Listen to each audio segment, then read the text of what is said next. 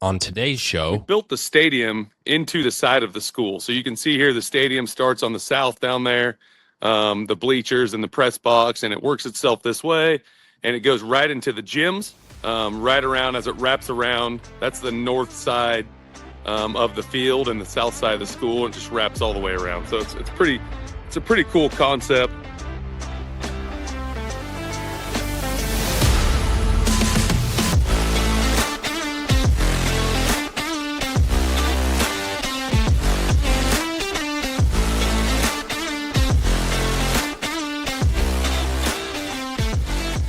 We have made it to show number 10 of Kansas Sports Chatter, making it to double digits. So getting to show number 10, I just want to say thank you to all the guests that have jumped on already and those that are coming up in future shows. Carving out time in your busy schedules and your busy days. I appreciate it. Also, I do want to say thank you to our sponsor of the show, Myers Enterprises, for jumping on board and showing some faith into the show and getting their name out there. We still have plenty of room if your business wants to jump on board as well. All right, today's show, we got another news segment for you. It's going to be called Stadium Tours. Cool segment. Tony Crough with the Hays High Indians, the head football coach, is going to take us around that new facility at Hays High. Indians are off to a phenomenal start with 2 huge quality wins to begin their season, and they were able to kind of break in their new stadium last Friday night. Coach Crough is going to take us around the stadium and give us a look at some of the features of that new facility at Hays High. So you don't want to miss that for our stadium tours coming up later on. We'll also have our big performance interview. It'll be Clara Morgan from Shawnee Heights Volleyball.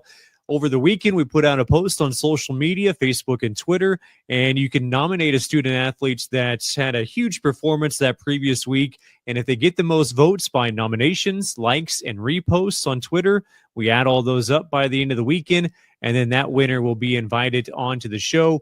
Clara Morgan, like I said, the winner this week, as she will be coming up here in a little bit.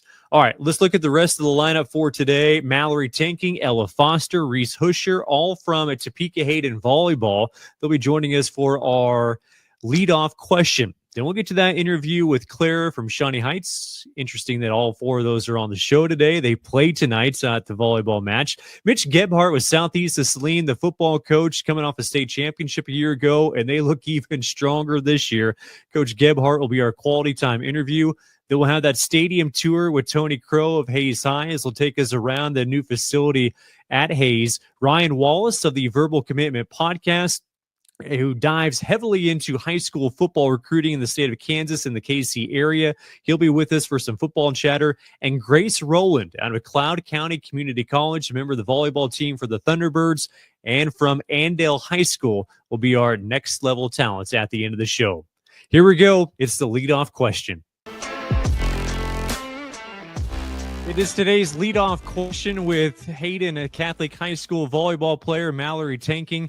Mallory, a question today. What advice would you give any freshman entering varsity volleyball? 4 years is going to go very quickly. Make every moment known and be brave. How did you learn that? When did that sink in for you? Freshman year sub-state, I learned I just had to be brave and go ahead and swing. How hard is it as a freshman just to learn everything and just kind of soak everything in? Do you remember those days? It wasn't very hard because I kept with Reese and Ella, the ones above me, and they always helped me through everything. What advice did you receive your freshman year? Anything that sticks out? Always communicate, and you got to be extra loud because you're a freshman. Make people know who you are. Do you reach out to the freshmen now, or do you wait for them to come to ask you questions? Oh, I reach out to all of them. What are some of the things they're asking you about? Like about their arm swing, about communication, which balls they're supposed to take.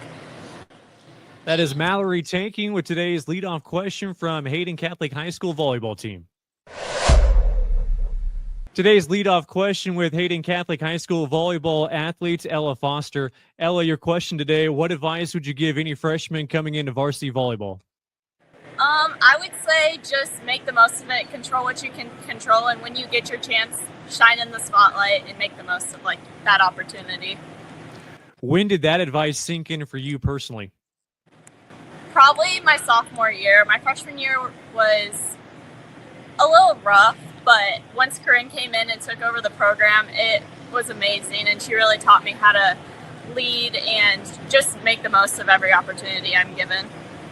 How hard is it as a freshman, and especially individually for you, just to learn everything, soak everything in, and especially competing with upperclassmen? It's definitely hard. It's a challenge, but it's worth it in just adapting to the new community you're thrown into. But it's a challenge that you got to take on and dive in head first to really get the most of your experience. What do you know now that you wish you knew back when you were a freshman? Probably that it's not going to be perfect, and they don't expect perfection, but they expect you to give your full effort all the time. And again, control what you can control, your attitude, effort, and communication. Just give it your all the time. When you were a freshman, did anybody reach out to you with any advice, anything that you remember? We had some good juniors that year, and they just were really good at uplifting us and keeping us positive through everything. Just keeping our heads high. Now, as one of the upperclassmen, do you reach out to the freshmen if they need help? Yes, I love our freshmen. We have a great freshman and sophomore class, and I do anything for them. I go to war for them. So that is Ella Foster with Topeka-Hayden volleyball team, and today's leadoff question. It is today's leadoff question on Kansas Sports Chatter, and joined with Hayden Catholic High School volleyball athlete Reese Huscher. Reese, your question today: what advice would you give any freshman going into varsity volleyball? I would say my biggest piece of advice is just embrace every moment, and on the hard days, fake it till you make it. Like my coach Corinne always says, fake it till you make it. Embrace your teammates. Yeah. At what point did that sink in for you, that advice right there? When did you learn that? I would say my sophomore year in general. It was hard. We were rebuilding our program. But, the hard times made it count to where we are now. And, yeah, I'm just really proud of everybody. Go back to that freshman year. How hard is it as a freshman when you're trying to learn everything and soak everything up? It can be hard. It can be challenging. Ella and I were expected. A lot of us was expected our freshman year of us. And, I don't know, just having her by my side and the rest of my teammates. My sister was a junior. Just having them it really helped. Anything else that you know now as a senior and what you wish you would know back when you were a freshman? I would tie it back to the fact that, I know your grandma says it, but it really does go so fast. And I told my freshmen at the beginning of the season, it goes so fast. So just embrace every moment, take it all in. Yeah. Any advice that you received as a freshman when you were learning that stood out to you? I would say my sister was, again, a junior, and I just remember her always telling me,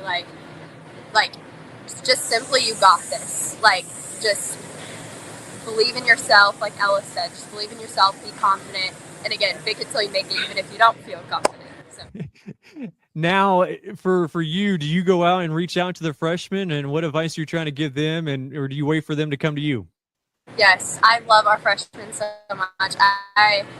I don't know. I just really love being able to do what my upperclassmen did for me when I was an underclassman, just lifting them up, sending them a quick text after practice. Hey, you're doing great. I love you. We got this. We're all behind you. That just means a lot to me because I got that when I was an underclassman. That is Reese Huscher with the Topeka-Hayden volleyball team, and today's leadoff question.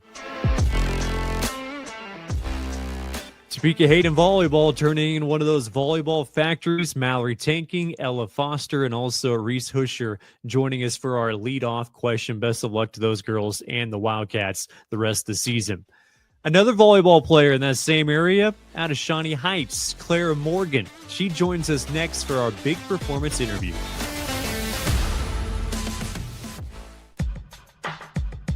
Whether on the field or in the stands, displaying good sportsmanship creates the positive environment for our students. When you attend high school events, young eyes are watching you for examples of acceptable behavior. An easy way to display good sportsmanship is by cheering for your team, not against your opponent or officials. Do your part in keeping our hometown sports a positive experience for everyone. This message is brought to you by the Kansas High School Activities Association and the Student Advisory Team.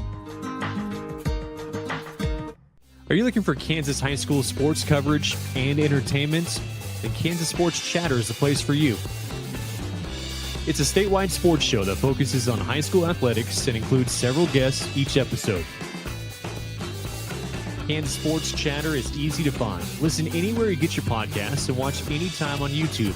And the best part, it's 100% free to listen to or watch. High school sports and entertainment. Come join the chatter. Kansas Sports Chatter.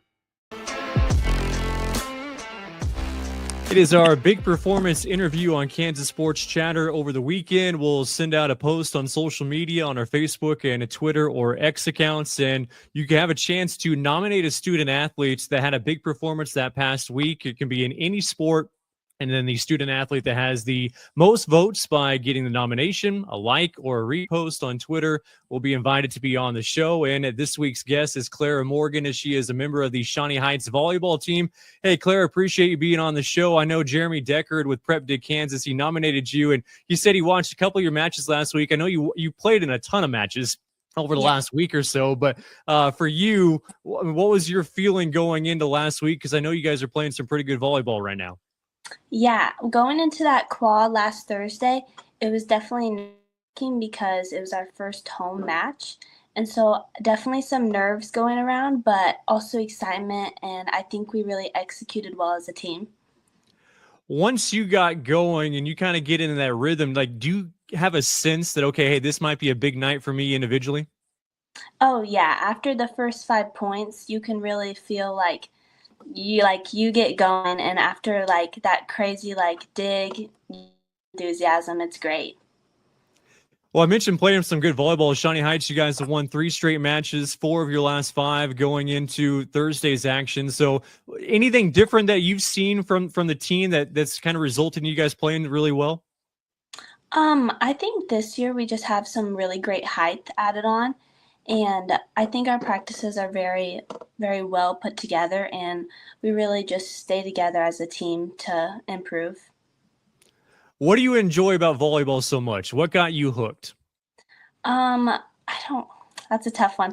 I'd say just, it's so fast moving and it's never stopping. So if I made a mistake, it's, you can bounce back. It's just really nice. I love the fast moving ways.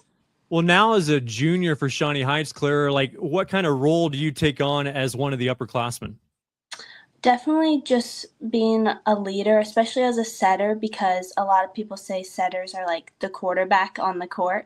And so just having a loud voice is important. And I've been working on it to just let my hitters know that I'm available to talk if they need an adjustment. What did you work on in this offseason to improve your individual game? Well, off season, I'd say I'd work on my speed a lot because getting to the net is very important. And I hear a lot from my passers that I do a good job getting to the net, so that way I can set the ball and set a good one for our hitters. Last question for you. What's your favorite part about playing at Shawnee Heights? Anything that stands out to you? I'd say just how we get everything together as a team. We do a really good job putting events together outside of volleyball, as we really feel like a family outside of just volleyball. Clara, appreciate the time and congrats on being the big performance athletes, and best of luck the rest of the season. Thank you so much. That is Clara Morgan, a member of the Shawnee Heights volleyball team, our big performance athlete. Mention again that you can check out the athletes and nominate a student athlete over the weekend on social media, and whoever gets the most votes will be invited on the show. Are you looking for a new way to promote your business or organization? Do you want to get your message out to a statewide audience that loves high school sports in both urban and rural areas? Kansas Sports Chatter has advertising opportunities from commercials, sponsoring specific guests, product placements, and even a premier sponsorship. Let Kansas Sports Chatter promote your brand. Contact ksportschatter@gmail.com for more advertising details. That's ksportschatter@gmail.com. Come join the chatter. Welcome back on Kansas Sports Chatter. It is our Quality Time interview, a segment where we get to spend a little extra time with our next guest. And today's Quality Time interview goes to Gypsum, Kansas, with southeast of Saline football coach Mitch Gebhardt. Coach, before we get to any truly football specific questions. I got to ask, how's the new field? I know you guys got that new turf. How's it looking? Oh, it's great. It's unbelievable how much difference that makes. We had our first day of camp on June 2nd, I believe, and it rained the night before about a half an inch. And before, we'd have been kind of wondering where we were going to practice and what we're going to do and how we're going to go about doing that. And when we got here, it wasn't raining. We walked down and went right to work. So, I think practice, it may even be more important with the footing and all the things that we have now. It looks awesome. The kids are excited about it. We're awful happy to have it. You guys always had the luxury in case of, bad weather there at Southeast that you could go to nearby Kansas Wesleyan University to play on their turf. But how tough was that? And especially in a playoff situation, you want that true home field advantage. How tough was that? But it was a little disappointing to have to move. We felt like we earned the right to play at home. And it was disappointing to do that. Our kids adjusted to it well. Kansas Wesleyan's great to work with for us, and we go to camp in there. We do some 7-on-7 in there. And we played there before over the last several years when our field wasn't in very good shape. So our kids got used to it. But there's nothing like playing at home. And like I said, Kansas Wesleyan was great to work with. We really appreciated it, but it's awful nice to not feel like we're going to be in that situation again. So you win a state championship, you get a new turf. You win another one, do you get like a new locker room or something? I don't know. I don't know if that works that way or not, but hopefully we can find out and see what happens. But I don't probably think so. We were in need of this. We got baseball, softball, also got new stuff, and it was awful great to have. Well, you're an Ellsworth guy, Coach. How nice has it been throughout your coaching career that you've been able to be close to home? It's great. My parents lived there for years. They're in Canopolis, and we're about 45 minutes away, and that's been outstanding. My wife's parents actually lived in Odin, so that wasn't too far either. So it's been a great setting for us. It's been a great setting to raise our family here, and Saline's a great place. Not just football, but everything that they do. The standards set high for our kids, and expectations are high here. Well, being from Ellsworth, the Ellsworth area, I guess, and then, going to school at Fort Hays, Coach, did you always know that you wanted to coach? When did that set in?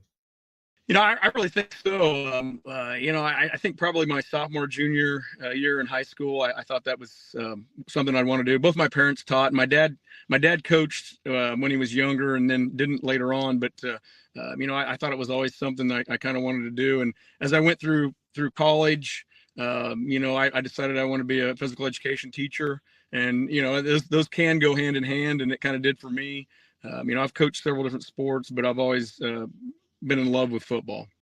Go back to your first job experience. What was it like? What do you remember about starting out at Lincoln? Well, I actually started at Herndon, out in Northwest Kansas. I coached there for 4 years. It was an awesome experience. It was a really small 1A school. It's not open anymore.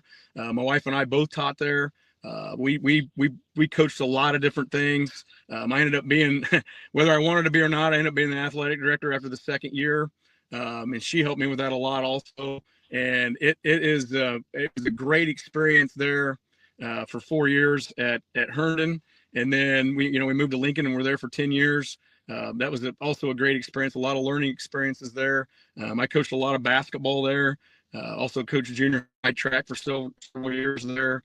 And then I was the football coach. I got to coach with some guys that were outstanding coaches at Lincoln, and had some great families and great kids there also. And then, in 2008, we moved here. I didn't actually coach a couple of years while I was here. We had 4 boys that are pretty small. So, I taught 5th grade for a couple of years, and then the head job came open here, and I've been here ever since. What really attracted you to Southeast of Saline? What was that kind of final pull that you make sure, that's definitely where I want to be? I think the standard and the bar is set high here, and the expectations of our kids and everything that we do. We expect them to do things correctly and do well on their tests and all those little things. I think that's a huge draw for me. The kids are great. The families are great. The administration's been very good here. And, it's just a good place to be. You look at where your program's at now, Coach, and Southeast Saline has had that tradition for a number of years, but what you've been able to build is just remarkable. What steps do you think early on, you mentioned, moving back in the late 2000s there to Southeast, what steps do you think you and your coaching staff took to kind of build the culture to where it is today? And I'm glad you said coaching staff because, I've been blessed with the coaches I've got to coach with here. We've had the same staff. They're all teachers for the last 12 years. I won't say we were friends when we started, but we're awful good friends now. And 12 years is a long time to keep the same staff together. Everybody kind of brings something different to the table. And it seems like if some kid doesn't get along with me, they find one of the other guys that they can get along with and work through whatever it is they need to work through. We work very well together. And at this point, everybody kind of knows what everybody's doing. Our meetings don't last as long as they used to because we understand what we're doing, what we feel like we can do. It may not be right for everybody else, but it's how we do things. So I think that starts a lot of things. It starts every year off outstanding just because we kind of know what the other guys are thinking, and I feel like we make good adjustments. You mentioned earlier that Southeast, one thing that kind of attracted you to the high school was just the standard in all sports and academics as well. I mean, you look at specifically the success that Southeast has had on track and cross country from individual and team standards. How much has that helped and translated to the success that you've had on the football field, having such really good track athletes? Oh, it's outstanding. I mean, and honestly, our baseball and softball have been outstanding. Volleyball's been good. Across the board, we've been very fortunate to have a lot of good quality athletes and good quality coaches. I mean, every sport, if you look at it, we've got good coaches in every spot. So that always helps. But winning and doing things correctly and those type of things kind of go hand in hand. And when the cross country team's doing those things correctly in the fall, and the football team is and the volleyball team is, a lot of those kids are your leaders in your school, and people follow those, and it just helps to set standards in everything that you do. It always seems like here, especially recently, Coach, that you've always had like a pretty good throwing quarterback, especially at either a 2A or a 3A level. It's been pretty nice. And obviously Gannon Jacobson has done a phenomenal job these last couple of years going in his senior season. How much has that helped your style of play and what you like to call, knowing that you kind of have that quarterback that can do a little bit of everything? Oh, we've been so fortunate with quarterbacks. 16 years, we've had good quarterbacks every year. It's just a blessing. I mean, it's been a blessing that we've had those kids, and for the most part, all of them have been good leaders also, not just good at those things. And obviously we've had some kids that run the ball better than they throw the ball, and some kids that throw the ball better than run the ball. But our style of offense is, if the quarterback can do both, we're sure going to do it. And over the last several years, we've been able to do that. Gannon's outstanding. He struggled early on. He would be the first one to say that. He threw a couple picks in the first game, and another one or two in the second game, and I think he ended up with 6 picks in 13 games. Then he kind of got things kind of slowed down for him a little bit, but it happens when you're first starting. We knew he was going to be good. He was outstanding. We started coaching these kids when they were little, and he was outstanding as a JV quarterback as a freshman and sophomore, and we knew once things started coming to him, he'd do an outstanding job. But we've been so fortunate over the years with the quarterbacks that we've had. Well, maybe one of the compliments that I always think about watching when I watch your program, Coach, is that you adapt really well. You might have a quarterback that can throw for 300 yards on any nights, but if you see something in that defense and you inside draw or an inside run that's successful, you'll keep running that over and over until they stop it. How important is that for you, that you guys are very adaptive in anything that you do? Well, and I think that goes back to my coaching staff. Again, we get along real well. We're on the same page. When somebody sees something, we feel like we can take advantage of it. We do that. And again, we've been blessed with good kids that understand what's going on, and they listen, and so that when something is going well, they understand we're gonna do that over and over again until somebody does stop it. But we've been very fortunate over the years. First of all, with our coaching staff, and then with the kids that we have, and we can adapt to many different situations. Well, you mentioned when you moved to Southeast that you had 4 young boys. Those boys are starting to grow up a little bit. Grady now in his senior year. What has it been like coaching your sons, especially at the high school level? people have asked me of have you had problems and things like that, and yeah, of course we have. But for the most part, the boys and I have done a really good job of we're football players and football coach when we're out here, and when we get home, we kind of just drop that. I'm not saying we haven't had some conversations before, at home, but for the most part, we it's dad and sons type of situation. But I wouldn't want to do it any other way. I guess I wouldn't know any other way. But I coached football for a long time before my boys went through, and it's been awful exciting to have my boys go through. And then, and then they've been on successful teams also, and that's been exciting for us also. And it's kind of weird that this is it. Grady is a senior. And last question for you, Coach, and we'll let you get going. But you've had so much success in Southeast even prior to that state championship. How nice was it though to completely finish off one of those? Well, it was great. I'm not gonna lie, it was outstanding. I think in January I was kind of sitting at my desk thinking about the season and some things like that. And what was great was we didn't lose the last game.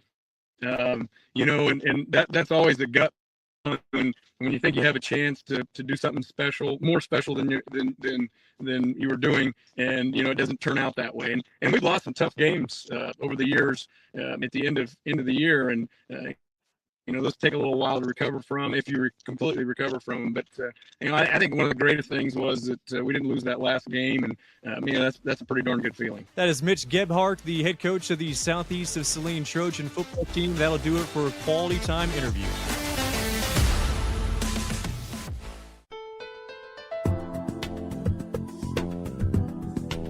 Sportsmanship is when people who are playing or watching a sport treat each other with respect. This is a reminder to be a good sport to your peers, coaches, opponents, fans, and the people officiating the game. Sporting events have a much better atmosphere when everyone involved is displaying good sportsmanship.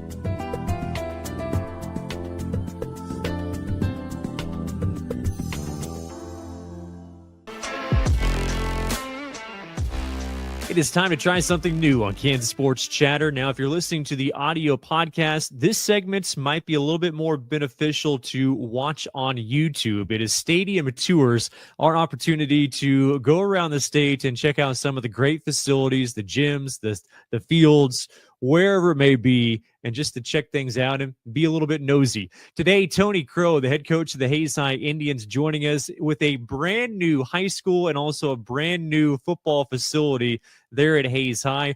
Coach, for you, just how nice has it been for not only the coaching staff, the players, administrators, and that fan base at Hayes to have this new facility?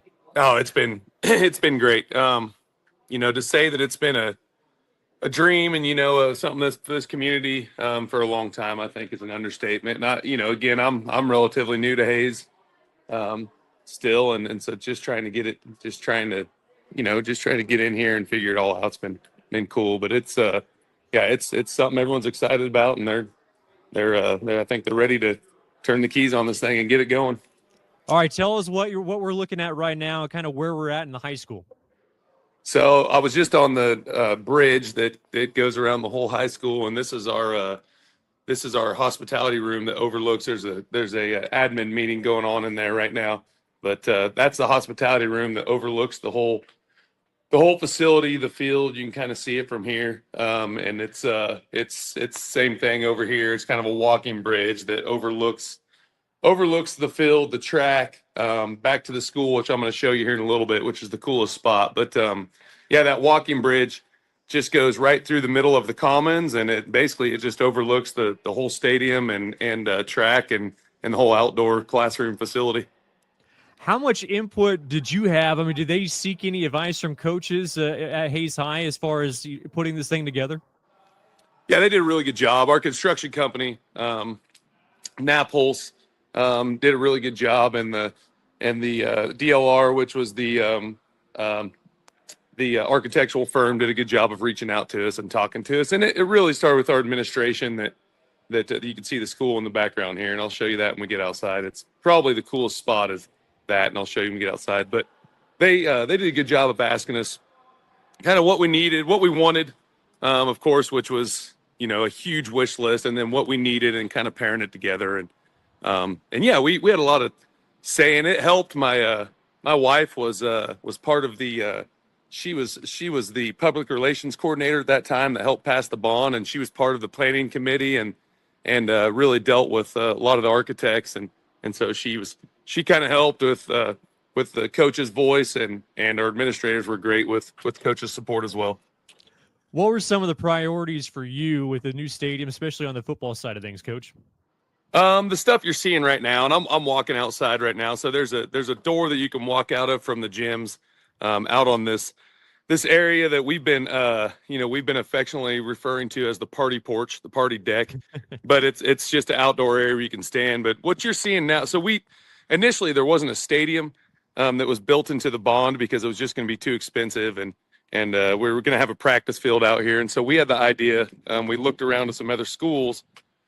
We saw one in Arkansas and, of course, Kearney, Nebraska. But if you look here, we had the idea to build a stadium school, which was kind of something new that just wrapped it basically we built the stadium into the side of the school. So you can see here the stadium starts on the south down there, the bleachers and the press box, and it works itself this way. And it goes right into the gyms. But you can see here it goes right into the gyms, right around as it wraps around. That's the north side of the field and the south side of the school, and just wraps all the way around. So it's a pretty cool concept. It goes all the way over to the south with the big video board. But we wanted something where we could have a stadium and not have to wait, for years to come after you pass a big bond. So they put it right in there with the school. Now, yeah, I love the concept, like you mentioned, that those windows that outline the high school that overlook the field, Coach. Will that area be open during actual football games? So yes and no. There's parts of it that will be towards the concession area, which is over here in the corner. There's parts of it that'll be open. I would imagine when it gets colder, there's going to be a lot more of it's going to be open. But that whole area right there, which is the biggest press box in Kansas, is what it is. What it ends up being, but that whole area will probably get opened up to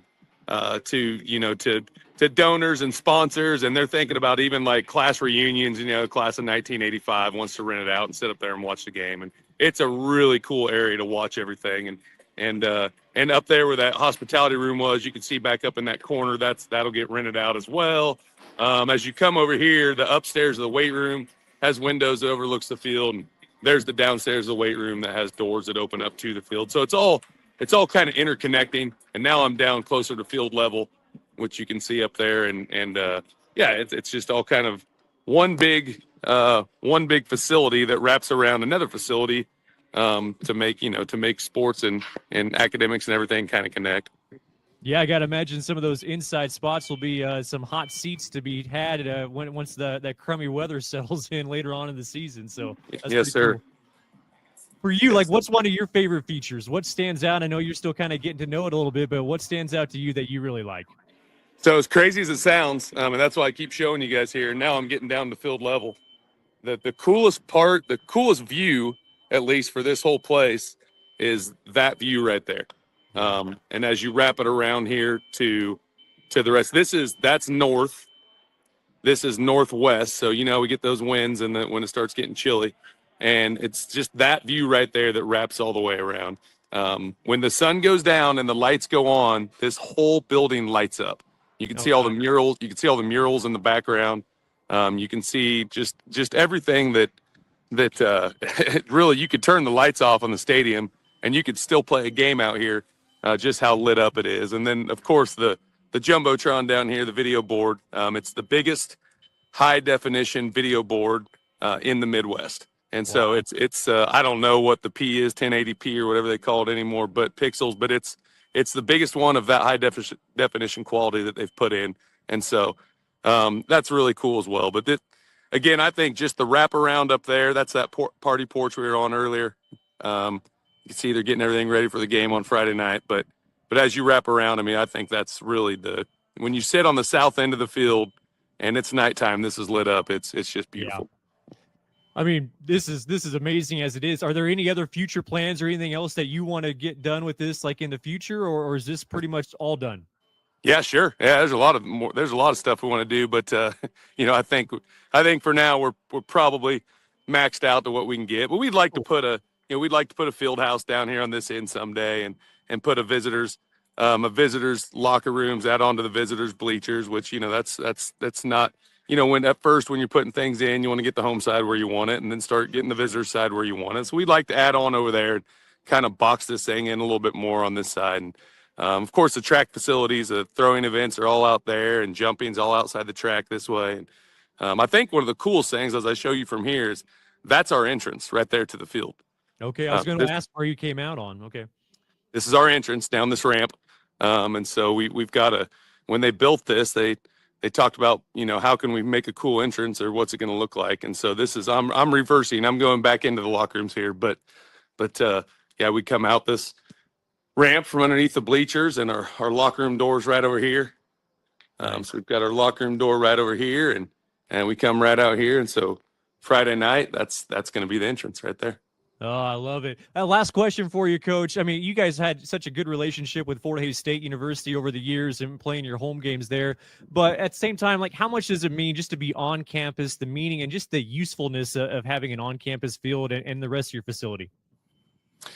Well, we don't know yet. I mean, we think it's going to be incredible. We're still trying to get it figured out. But practice-wise, it's been amazing. You know, I said we actually were on our old practice field, which is nice as well. It's turf, but it's a little bit of a walk still. We were on our old practice field for the first week of practice, just because this one wasn't ready. They were finishing the track, so we couldn't get out here yet.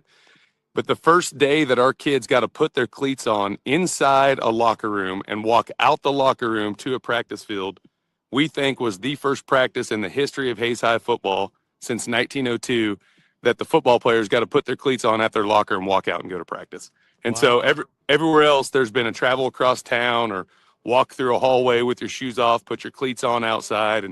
And so, you know, I know that sounds like a small thing, but it's those little things you don't think about. And, you know, it's our kids have obviously been blessed with lots of great things up here, but for them to be able to just put their shoes on and get out here and go to practice and not have to worry about where they're walking to or where they're going. And just the consistency of an everyday facility, you know, it ought to help us, you know, continue to grow. Coach, appreciate the time, and well-deserved facility for you and the rest of the Hays High fans. Enjoy it, and we'll talk to you soon. Yes, sir. Thanks, Cole. That is Tony Crough, the head coach of the Hays High Indians, with our stadium tours. Here's a hard truth. If your business isn't using AI in its marketing, you've already fallen behind. But there's an advertising agency in Kansas that can get you back up to speed. That agency's name is Myers Enterprises Media Research. The name sounds dry because the company's run by engineers, not salespeople. They use superior research and analytics that drive results with surgical precision. Marketing doesn't have to be a gritty battle in the trenches. Your business can win from the box. Visit their website, mediaresearch.agency, to learn more.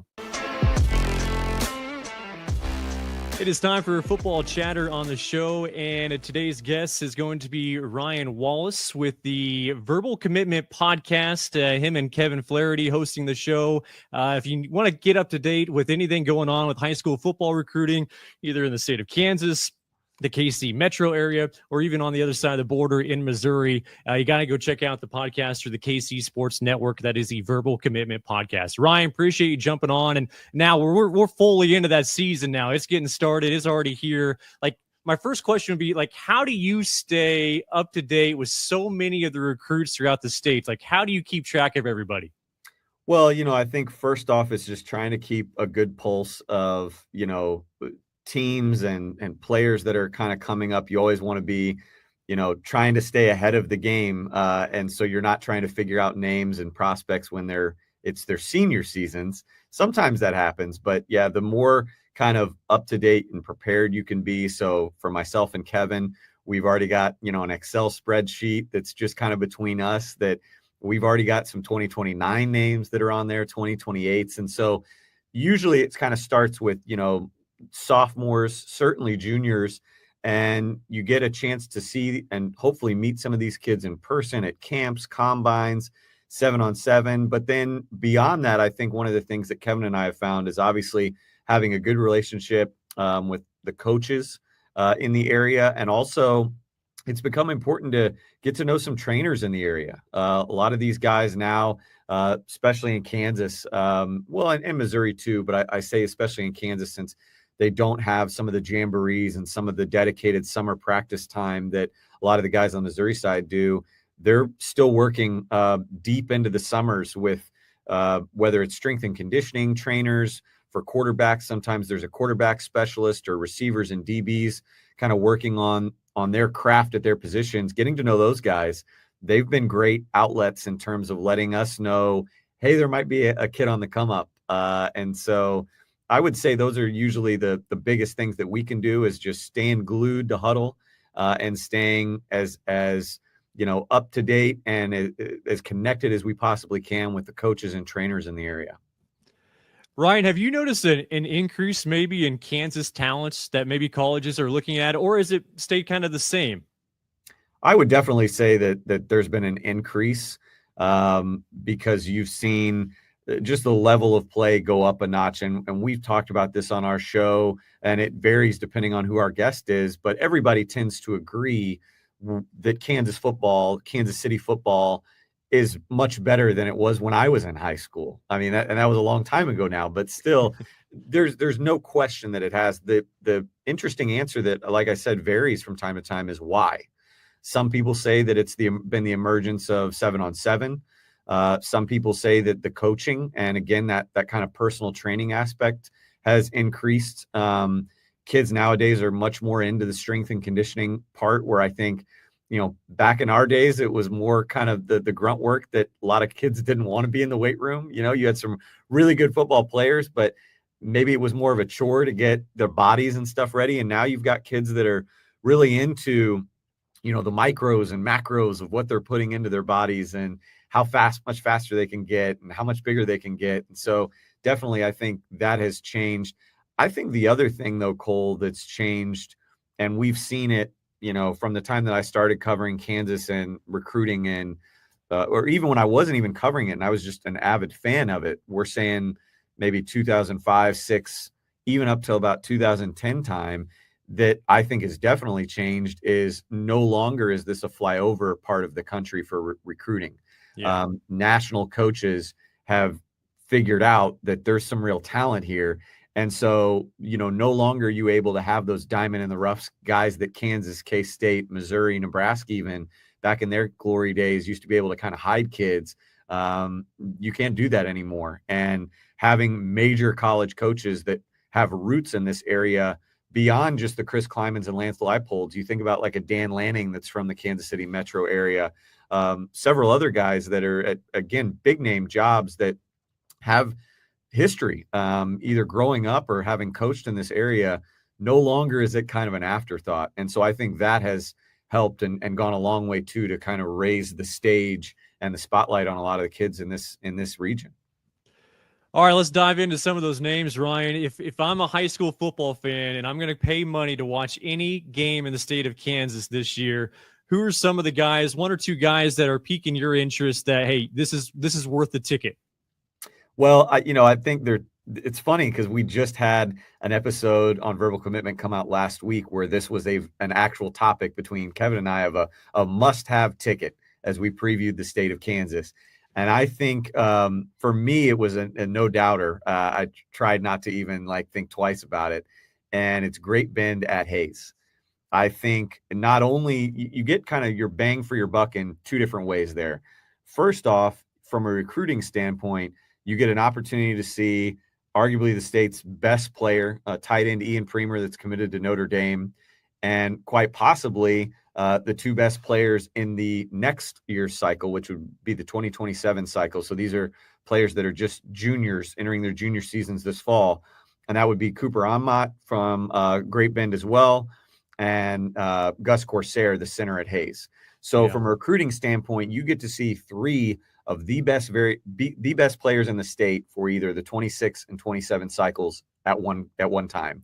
But also you have the kind of underlying element that is the revenge factor, because you've got, these two schools out there in the WAC that I don't think like each other very much.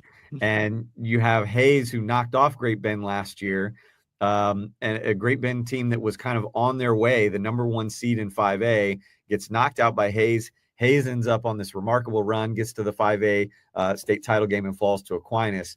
Well, now you've got Hayes that comes in this season with several of those guys returning, including Gus Corsair. They're opening up a new facility at Hayes, so it's kind of their first season at the new stadium, brand new turf. And now you've got guys like Cooper, guys like Ian and Daxton at Great Bend that have that revenge factor, that now get to go into Hayes late in the year with some playoff seeding on the line, with a chance to really spoil Hayes and, again, kind of extend some revenge to an Indians team, again, that knocked them out last year. So that one comes to mind. If I had to go with another one, just for fun, to add one more to the mix, Wichita Northwest. They actually have a really, really, really talented team. Jalen Mason is the KU commit at quarterback. And obviously, you know, his name has been around for a couple years now, but they've got several other guys that will end up playing at the FCS level, and possibly some underclassmen that you're going to hear their names called quite a bit here in the coming years, that will probably also get to the Power 4 level. They are loaded. And when it comes to a roster, they might have as much talent as anybody in the state. And I think Coach Martin might have the most pressure on him to deliver with that talent than maybe any time in his, almost 15 years there with that team. They travel a regular season game, I believe it's at Manhattan. And so you get a chance to see the two future Jayhawks go at it. Jalen Mason at quarterback, J.J. Dunnigan in the defensive backfield for Manhattan. Manhattan returns a ton. They've been in the conversation for state title each of the last 3 years, it feels like, if not winning it. So I think Joe Schartz has a lot of talent coming back.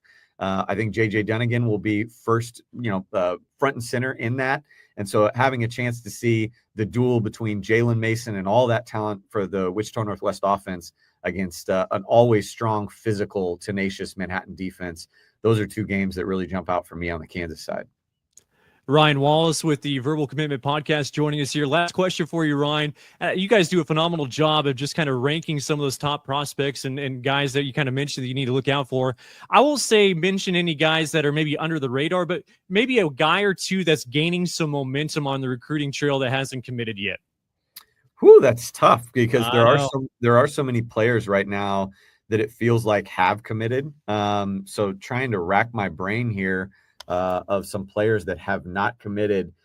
In terms of a guy, though, that I think flies under the radar, and he has committed already, but a player that, I've been a fan of since watching him on the camp circuit last year. And it's kind of an interesting story because he gets a chance now to go back to Hutchinson after a year at Wichita East, and that's Robert Hunter, committed to South Dakota State. Tremendous speed, just a sensational athlete. I'm a big fan of his. Again, we'll get a chance to see him at corner and at quarterback, I think, for Hutchinson. But I think he's a guy that kind of immediately comes to mind as somebody that, again, has continued to fly under the radar, even though he's committed to, a national championship level FCS team. I'll tell you one guy that I think has generated some steam in the offseason that's a skill position player that has not committed yet. And another guy like Robert Hunter that kind of has some a multi-sport background, but a kid that, could play maybe a number of different positions at the next level, depending on where you like him. I think he's going to end up being a receiver. In high school, he's going to play some quarterback and I think probably some receiver. But Braden Maivella at Mays is a name that he's gotten some Power 4 level attention, Cole. I mean, some schools as far as Boston College have come and kind of check him out a little bit. He, again, doesn't have a whole lot of tape as a receiver because last year he did some things at quarterback, and I believe the year before he was strictly a receiver, but that was Mays coming off the Avery Johnson era, and so they were kind of still trying to find a quarterback. So if you go and watch his tape, the quarterback stuff is electric. But I think, again, where he's going to be as a receiver, you don't get to see a whole lot of that on tape. But knowing what he's done with a trainer, Coach Rashad Daniels, down in the Wichita area, seeing what he's been able to do in training, going up against guys in the offseason, trying to really dedicate himself to becoming a better receiver, This is a kid that's got 6'3" level length and height, great athlete. I think he runs somewhere in the 4.5 40 range, and he's got tremendous hops as a kind of all city league type basketball player. He is a kid that if he comes out these first couple weeks for Mays and puts on a show, there's going to be some real pressure for college coaches to say, yeah, he might not be as polished and as, ready now a receiver as we'd like to have. But I think the athletic profile and what you're going to see him do is, again, going to put some coaches in a tough scenario of, we don't really want to leave this guy hanging too much longer. I think there will be a coach out there that's going to put some belief into being able to coach him up, getting him kind of in a regimen for a year and redshirting him. He could be a breakout college player at the next level. And I think probably somebody that has FBS level talent. We'll see if he has to start the FCS first and then maybe do the transfer portal step up. But he's a really, really high level player that is still on the market. And it might just be because, he doesn't have a lot of film at his college position. But that's a name that I would keep an eye on here week 3, week 4, see if offers don't start coming in for Braden Maivella. Ryan, appreciate the time and keep up the good work. Thank you so much, Cole. Appreciate you for having me. That is Ryan Wallace, him and Kevin Flaherty hosting the Verbal Commitment Podcast. Make sure you check it out on the KC Sports Network.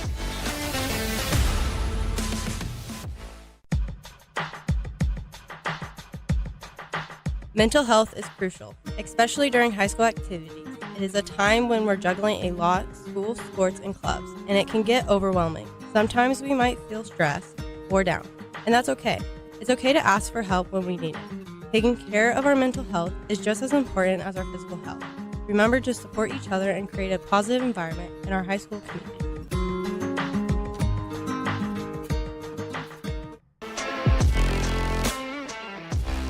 It is time now for our next level talents on Kansas Sports Chatter, an opportunity to talk to former high school athletes in the state of Kansas that are now competing at a college in the state of Kansas. And our guest today is going to be Grace Rowland. She is a member of the Cloud County Community College volleyball team and is out of Andale High School. Hey, Grace, appreciate your time and jumping on the show.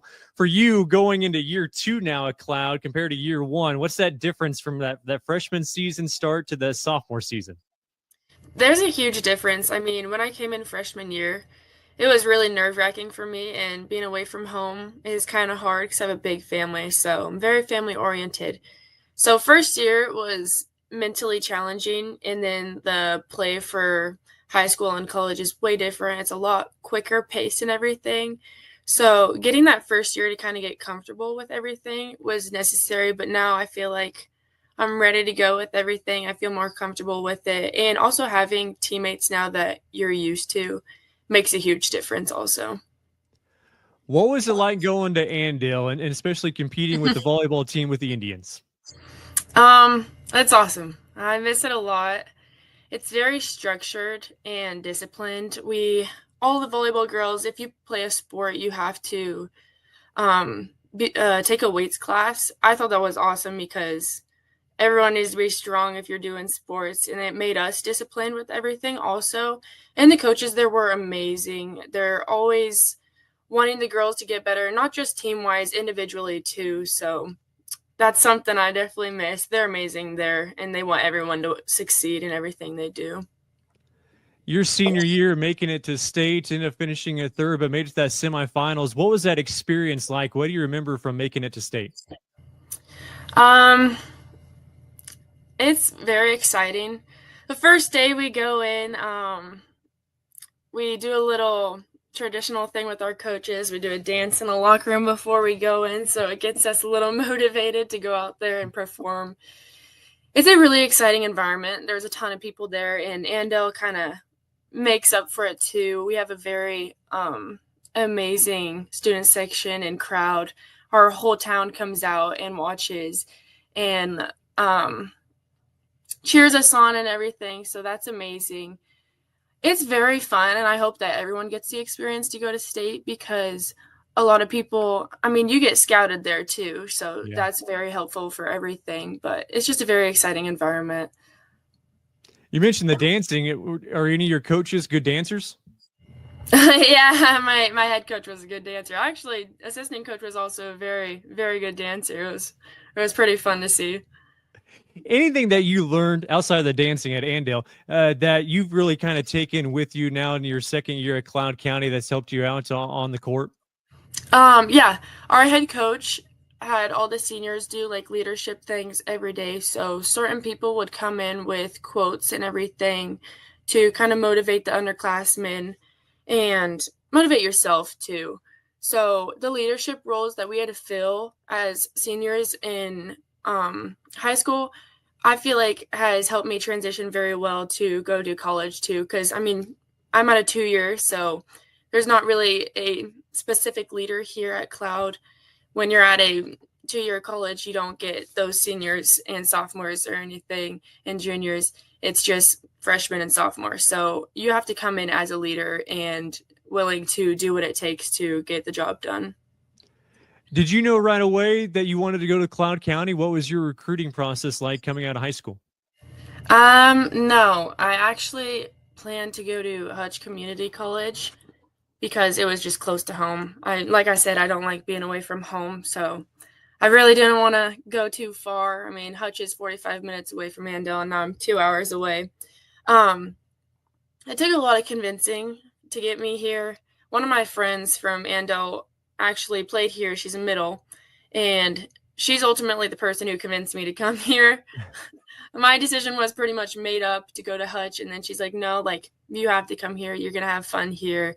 And then when I did have the visit with the coaches here, Ded Monzon and Hilton Ramos, that made me more convinced also because they're very kind, and I love the dorm rooms. I mean, they're amazing. We get a living room, kitchen, bathroom, all to ourselves, so that was really nice. And then I also like the small community, and the community is very involved too. So that was very convincing. Went from a possible Blue Dragon to a Thunderbird. So yes, there for you as an outside hitter. Were you always an outside hitter? Is that a position that you've always enjoyed? Middle school, I actually started as a setter, and then freshman year of high school, she's like, no, I want you to be an outside. So when I was on the freshman team, I played as outside, and then I moved up and she moved me to right side for the varsity team. And then my senior year, I was outside again. And then the same thing kind of happened here at Cloud. I started as a right side because she wanted me to block, and then ultimately just switched me over to being outside DS. As a collegiate athlete now, Grace, how do you approach it? Where it's, I mean, you obviously still have your academics, but still you're focusing on volleyball almost year round now. How do you go about approaching that as a collegiate athlete? I mean, it's not an easy thing to do. I'm pretty stressed out all the time. I always tell my parents that I'm calling them every night. Staying in sports, I feel like kind of keeps you motivated to get homework done. Like spring season, I feel like I don't have enough motivation to get homework done. I kind of leave it off and procrastinate to the end of the week. But having such a busy schedule pushes me to get things done more often. So I always try to keep myself busy so that I kind of have to force myself to get things done rather than procrastinate and wait on it. Hey, Grace, appreciate it. Best of luck this season. Thank you. Thank you so much. That is Grace Rowland, a member of the Cloud County Community College volleyball team and out of Andale High School. Are you a person that's always on the go? You can still easily keep up with Kansas Sports Chatter with the audio podcast. Hear each episode on Spotify, Apple, or wherever you listen to your podcasts. Make sure to follow the Kansas Sports Chatter podcast. Thanks to everybody for listening or watching show number 10 of Kansas Sports Chatter. Make sure you like and subscribe on the YouTube page. That way you can stay up to date with all the full content of the show. And if you're a business owner and you like what you see and you want to promote your business on the show, plenty of advertising opportunities for you. We have a statewide audience and folks that love high school sports. If you think that fits with you, you can reach out about advertising opportunities at ksportschatter@gmail.com. Thanks, everybody. We'll talk to you again next week.